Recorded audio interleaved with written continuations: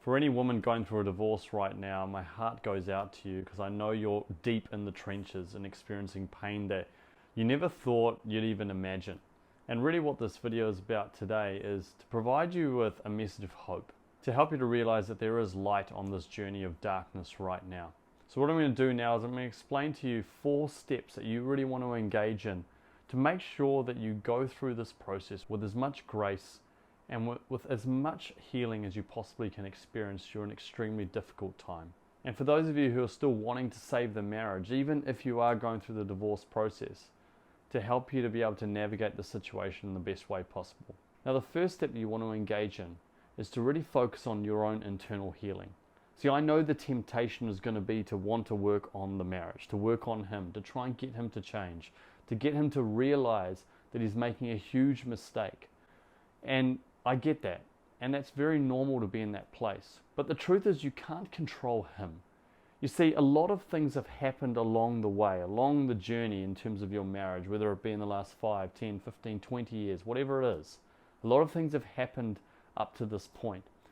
And I can promise you that he's been thinking about this for some time. It's not something that's just happened overnight. There have been some things, consciously or subconsciously, that he's been dealing with over a period of time, and now it's hit that tipping point and he's like, look, I'm done. And we've got to recognize that and acknowledge it. Doesn't mean we have to agree with it, but you have to acknowledge the fact that that is where he is at on that journey. And so to just come in there and to try and convince him of it is often a futile cause. You know, you've really got to say, okay, well, it's got to this point, rightly or wrongly, he will have some grievances towards you. And so we need to understand, okay, well, throughout the last 5, 10, 15, 20 years, whatever, how have I been showing up in the marriage? How have I been approaching things? Did I maybe put some more time and energy into the kids instead of giving him some time and attention? Have there been other factors that have been involved? Other things, financial challenges, career challenges, health challenges, whatever it is.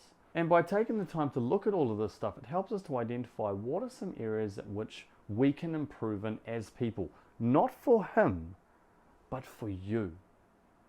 And I understand the frustration sometimes. It's like, well, why the hell do I have to work on me? Or, we feel like he's the one that's gone off and done what he's done. Why should I be the one to have to do those things? I understand that, and I totally respect that. But in any area of our lives, if we aren't getting the outcomes that we want, if we aren't getting the progress that we want, we've got to focus on our own growth and our own development. If you want to grow your business, you've got to grow your mind. If you want to grow your health, you've got to grow your mind. All of it comes down to the inner game, the mental side of it, the emotional side of it, the spiritual side of it as well. We've got to create healing at that level, and that means it all starts with you first. I know some of you might get frustrated with this comment, but it's the only way to really create proper transformation. If we don't do that, what will end up happening is you'll be spinning your wheels, because remember, our emotional state dictates how we move forward. So if you're in a negative emotional state, you're only going to take negative actions at that point. And when you take negative actions, well, you're going to get negative results. And the same goes if we shift it in the opposite way. If we start shifting how we approach things in our lives, if we recognize, okay, well, in this marriage over the years, I've really battled with guilt. I've battled with feelings of inadequacy. I've battled with feelings of abandonment and so on. And with all of those emotions that you've experienced over the years, then it's resulted in this experience that you're having to face with right now. Now, that doesn't mean you take responsibility for his actions, whether that be infidelity or saying he wants a divorce or whatever. You're taking responsibility for your side of the fence. The areas that you need to grow and improve on as a person. That's the key thing here. Because I know without any shadow of a doubt, even in my own life, when I've shifted and healed aspects of myself, I've noticed that people, circumstances start to change. But whenever I've just gone, well, it's that person's fault, or they need to do this, or they need to do that, or whatever, it's never worked out in the way that I wanted it to. So trust me on this one. When we start to shift and we focus on our own internal healing, then magical things can happen. And the key point here, you're not doing it from a place of blame or guilt or shame. It's just a case of saying, look, these are the areas that I want to work on as a person. I know that, all of these experiences that I've had, I have compassion for that part of me that struggled during those times, but I recognize in order for me to move forward and truly heal long term, I've got to focus on this internal growth. It's not about trying to get him to shift. That will only just result in some surface level changes. But even if he said, hey, look, I want to make this work again, I promise you those same patterns will also start to play out again in the marriage and cause problems long term. Now, the second point is to stay open to all possibilities. Now, this is really for those of you who are wanting to save your marriage. See, it's very easy to get attached to that one outcome, and I get that, right? Like if it's something that's you're so emotionally invested in terms of your family and him and so on, you're going to be attached to this outcome, which means like I have to have that outcome. Problem is though, is that when we get to a place of attachment, we're coming from fear. When we come from fear, then often the very thing that we want gets kind of pushed away. But when we come from a place of faith and trust and an openness to all possibilities, then interestingly enough, I find that the things that we actually want, we sometimes actually get because we're not attached to that outcome. And that's where we have to trust that the right outcome will occur for all concerned. And I maintain this. This is such an important mindset shift. It's a spiritual shift, really. It's about recognizing that everything that's going to happen on your journey is going to be for your highest good. And that doesn't mean that it's going to be the thing that you want right now because your quote unquote your ego thinks it is the right thing. It's more about recognizing that in the overall context of your life and the spiritual path that you're also on, the right thing is going to occur. And that means sometimes it's a situation where you don't want it to happen in that particular way, but then in 10 years time you look back and go, man, thank God I experienced that. Thank God it worked out that way. Thank God I had to go through those tough times and have found healing and transformation as a result of that experience. And I really believe that when we stay open to all possibilities, where we say, hey, it could be this, it could be that the marriage is safe, but it also might be that it doesn't work out and then down the line I end up with someone else, then I'm okay with that as well. And that doesn't mean you have to enjoy that feeling. It just means you make peace with all those possibilities, knowing that the right thing is going to happen long term.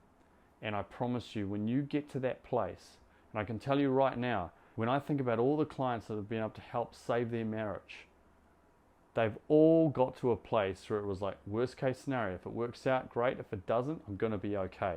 And equally, I've had other clients who have been in a place where, you know, they want the marriage to work out, it doesn't work out, and then a year or two later, they end up meeting someone else because of a lot of the healing work that they did within the program and other aspects of life. When they did all of that, they actually ended up attracting someone who was just a beautiful, beautiful soul. And they've looked back and gone, why did I tolerate so much of that in the past? Why did I tolerate those behaviors for as long as I did?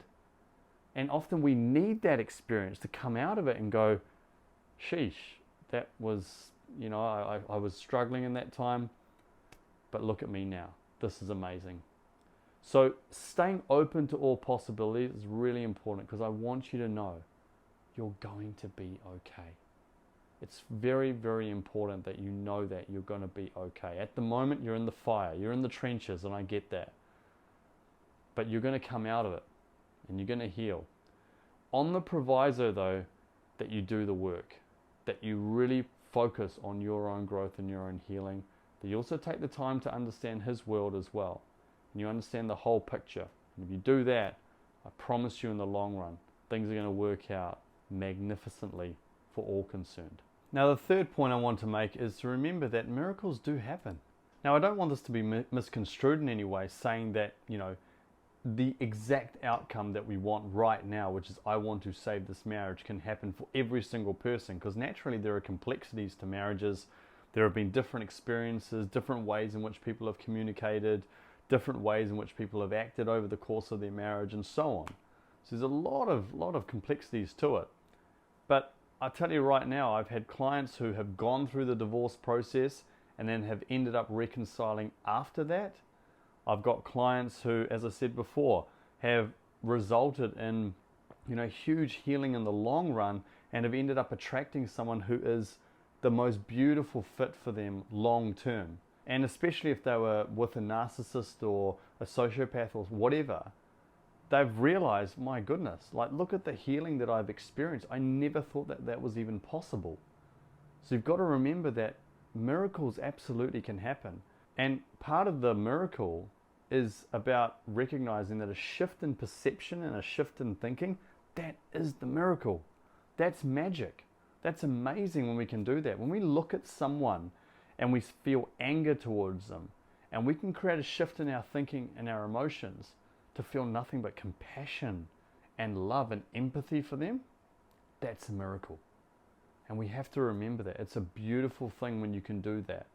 And that's why I promote constantly this idea of working on your own self, in terms of your own healing, and releasing some of those deeper emotional wounds and scars, because that's where the magic happens. I see too much of the stuff that's just focused on surface level behavior, but it's actually the deeper work that's where the real changes occur. Some of you may resonate with that right now. Some of you may not be in a place where it resonates with you, but may so in the future. But for those of you it does resonate with you, I want to remind you of the importance of inner healing and recognizing that miracles happen, and you can absolutely make that happen. And finally, always remember that there is a reason to why this is happening.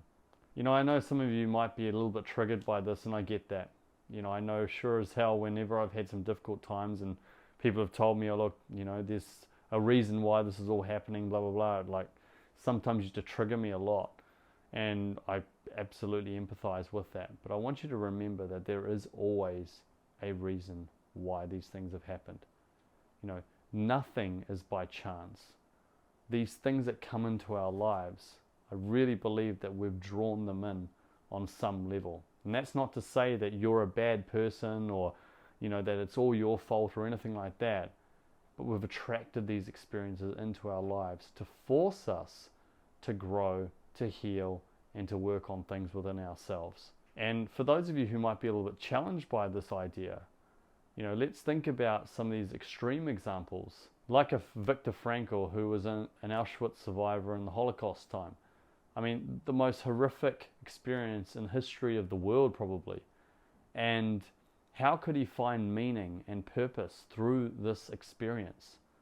How was he able to find that gift in all of it? Because he chose to give it a different meaning. I recall another individual who had lost his wife in a massacre shooting in New Zealand about 5 years ago.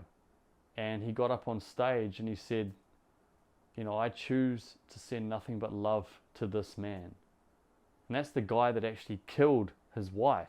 How do you find healing in that? He'd have every right to want to, go after this guy. But he says, as a human being, I love this man and I want to send him nothing but love, because I only want my heart to be filled with love and not bubble up like a volcano. Now, I know there's some extreme examples, but it's these extreme examples that prove to us that we can actually create massive shifts as human beings. And a lot of the times we settle for, instinctive emotions and feelings in difficult circumstances, which are natural reactions, yes. But even though they're natural reactions, it doesn't mean we have to live in that place. We can choose to rise a bit higher here. And so I really want to just point this out to you, knowing that, these experiences, we look at it and we think, why does this have to happen to me? Why do I always have to be the one to suffer and so on through it? Why do I always have to be the victim in this situation? It's so horrible, and I get that, and I have nothing but compassion for you. But I also want to provide you with a little bit of hope, is to realize that there is light at the end of the tunnel, I promise you. And if you can focus on your growth and your own healing, really create those shifts on the inside, I can promise you that in the long run, you'll look back and you go, that was one of the toughest experiences of my life, and I wouldn't want to go through it again, but boy, am I glad I did, because look at me now, and look at the amazing steps that I have taken on my journey. And so I know that, going through this journey can be really, really challenging. And so, if you are needing some support and some guidance on this journey of yours, then I'd love to support you through, my beautiful community of women who have been creating amazing shifts on their journey, and through my program, the Authentic Relationship System, which is an amazing program. I know that you're going to get loads out of it. You're going to learn so much, not just in terms of marriages, but also in terms of what you need to do in order to create the healing on the inside. And it's not about going surface level, it's about going deep. And so, if you connect with my work, if you really want to go to that level of depth and not just create band-aid fixes that are going to last in the short term but make you suffer in the long run, but really create changes that are going to stand the test of time, then what I'd encourage you to do is in the description section below, just click on that link which says book a call with me. Click on that link, choose a time that works for you, and then I'll contact you at that scheduled time just so I can get to know a little bit more about your situation, just see if this is a good fit for you. And if it is, then I can work through the details with you about what we can do to get you on board. So once again, click on that link, choose a time that works for you, and then I'll contact you at that time. Thank you so much for watching this video. If you've liked it, make sure you hit that like button below. If you want to get more videos like this, hit that subscribe button. And do let me know if you have any questions or comments or takeaways or anything like that from this video, or even if you have some topics that you'd like me to talk about in my upcoming videos. I always love reading the comments and the questions. So I really appreciate you taking the time, and I'll make sure I respond to every single one of you. And I guess to extend from this video, if you're wanting to learn the 5 ways to heal a broken heart in the situation you're in, then click this video above. Thank you so much. God bless. I wish you nothing but the best, and I'll talk to you in the next video.